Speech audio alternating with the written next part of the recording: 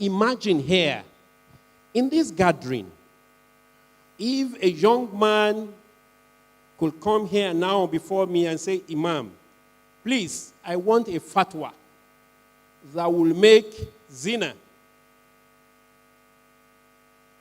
halal. I know all of you will want to skin him alive.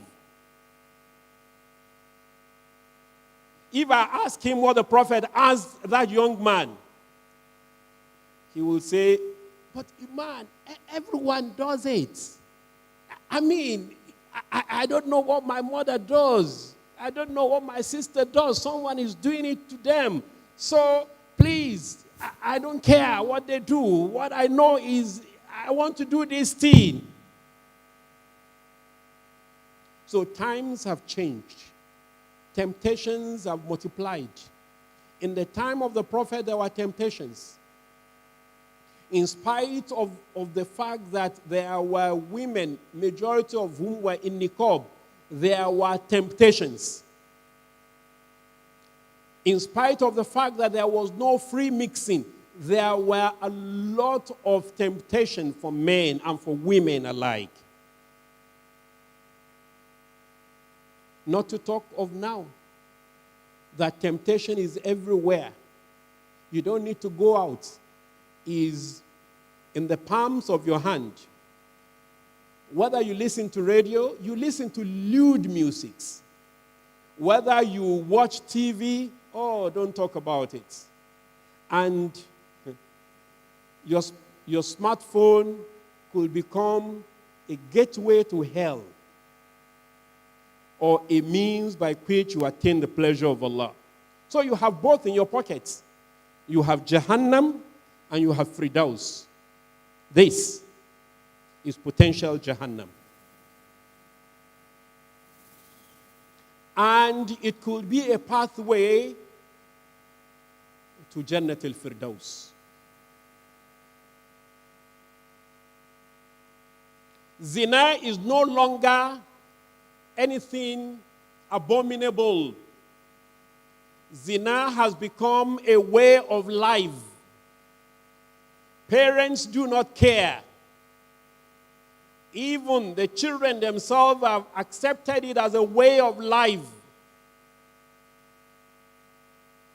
I remember some years back, we were talking about zina, and someone very seriously, disagreed. He said, look, Imam, what you are talking, Wallahi al-Azim, this is not a fabrication. He said, Imam, what you are talking about is not compatible with this age.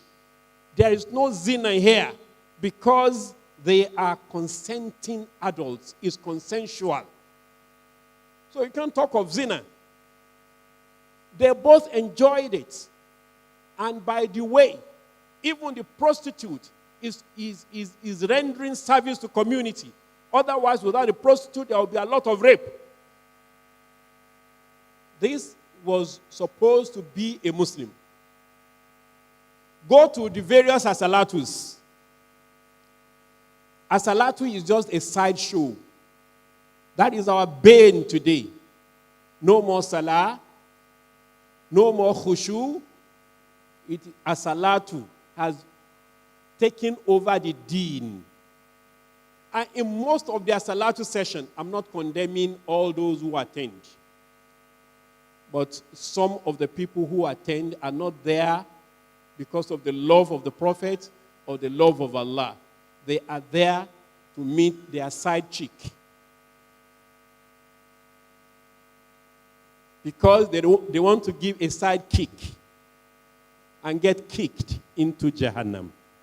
Wal-iyazu billah. So don't talk about it.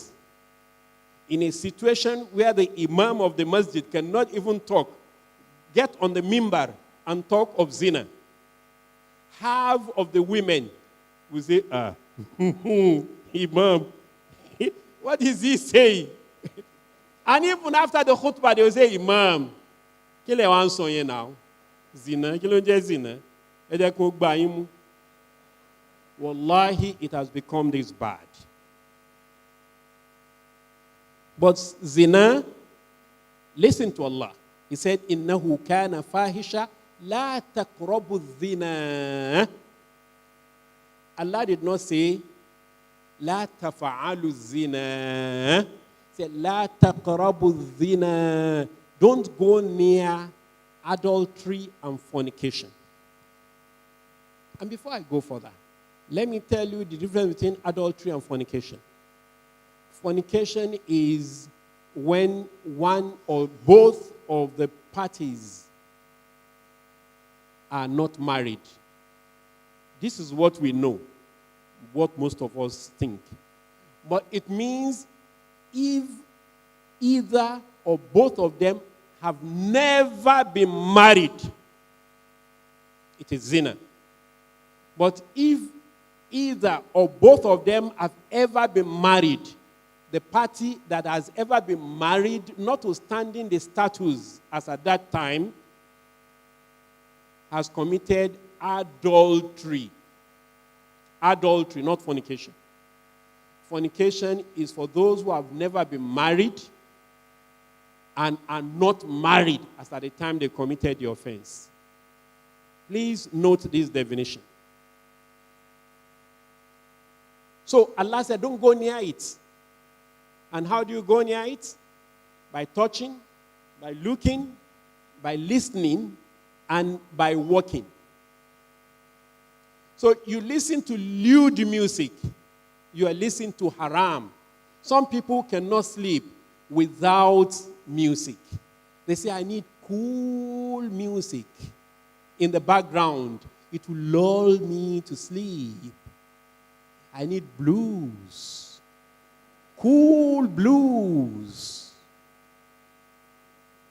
It will be like lullaby.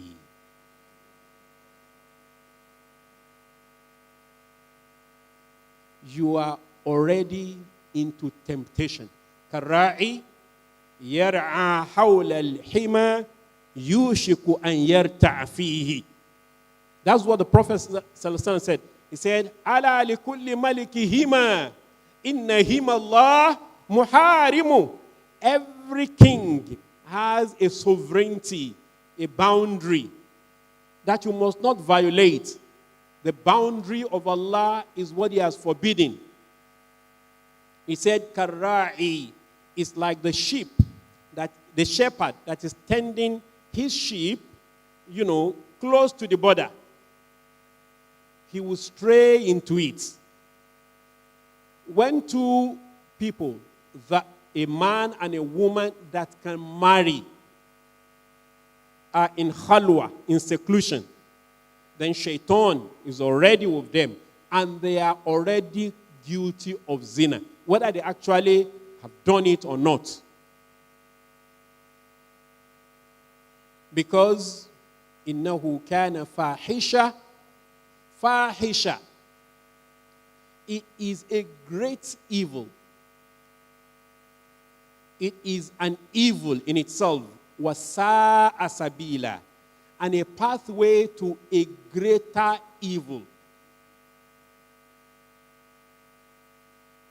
You need only one zina. And that is the end of it. It's just like the passive smoker. You can say you have never smoked, but you are with people who smoke. The effect is even going to be more devastating on you. So these are the problems of zina.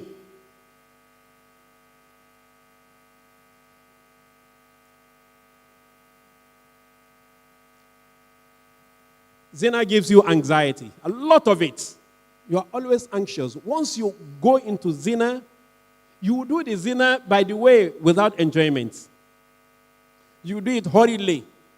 If you have an atom's worth of Iman in you, you will not feel good unless your heart is dead. It is quick. It is a quickie.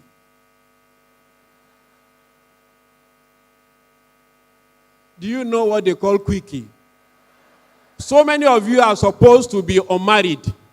So how do you know that?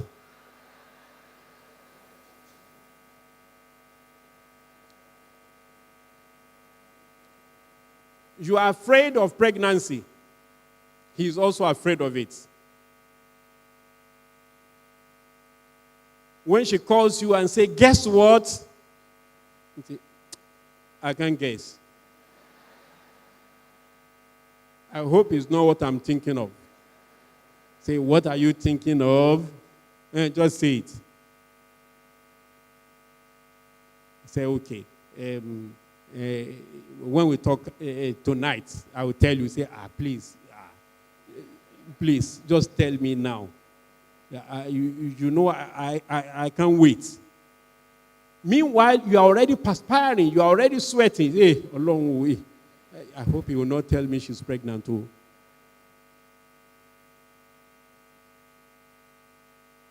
And even for you, even if your period is delayed for 1 day, you are in trouble. It should make you happy. Okay, 5 minutes. We have to respect time. I hope Allah will bring another opportunity for us to talk about this. But I must say that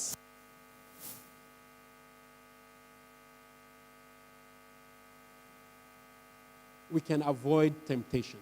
And I will just rush within the 5 minutes that I have. By the prescription of Allah, first, lower your gaze. It doesn't mean you should walk blind. The first gaze is for you. First gaze is for you. The subsequent gazes are against you. What is the first gaze? What passes in front of you? And you lower your gaze immediately. But what is your, brothers, what's your understanding of first gaze? Wow.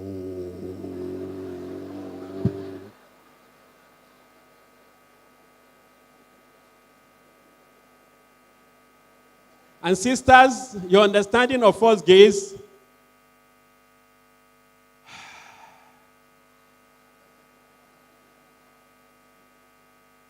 I'm crushing on him. My heart skipped a beat. Wow. Yes, Assalamu alaikum. Brother.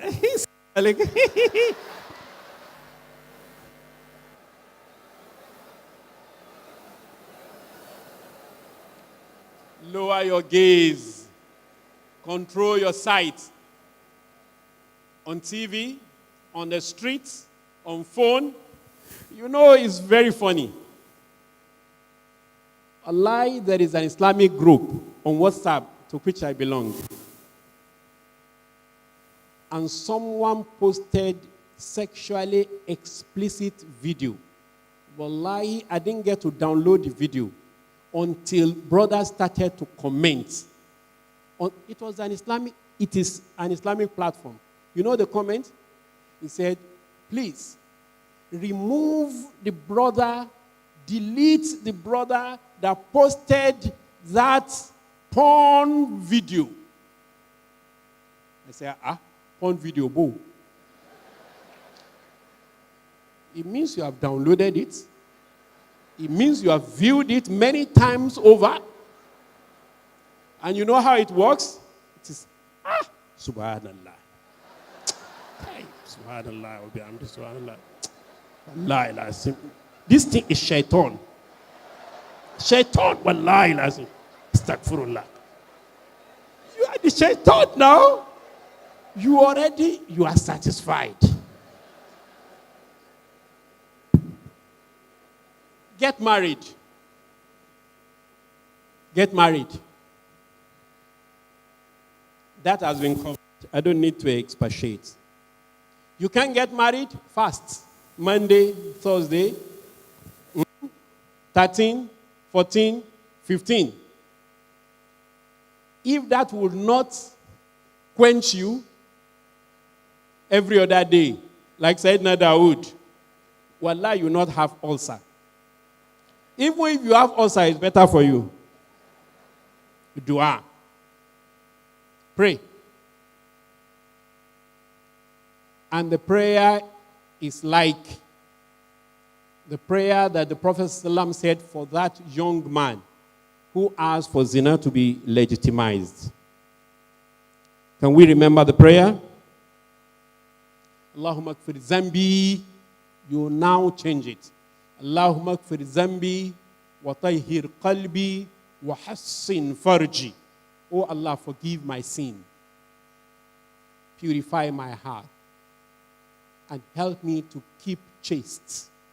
You need that prayer a great deal. Abi, you don't need it. I know that you need it. Please do it. Then,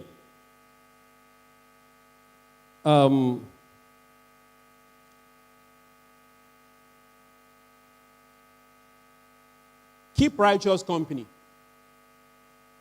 Please, sisters, when you meet, what do you talk about? Gists. Brothers, what do you talk about when you meet? Sports. Yes, I understand. Like badminton. Keep righteous company. Think and reflect.